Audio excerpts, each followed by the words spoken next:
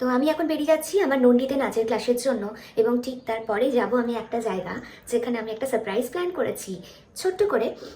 তো সেটা দেখার জন্য সঙ্গে থাকো।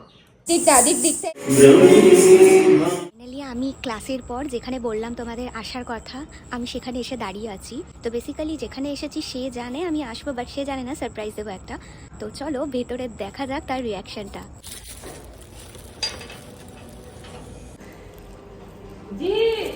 বলো না সারপ্রাইজ। সারপ্রাইজ।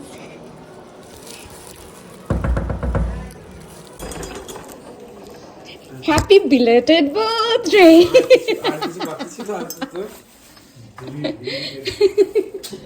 সিরিয়াসলি ব্লগ বানাস না কাট এটা রিঅ্যাকশনটা দেখানোর আছে তো রিঅ্যাকশন দেখো তাহলে ভালো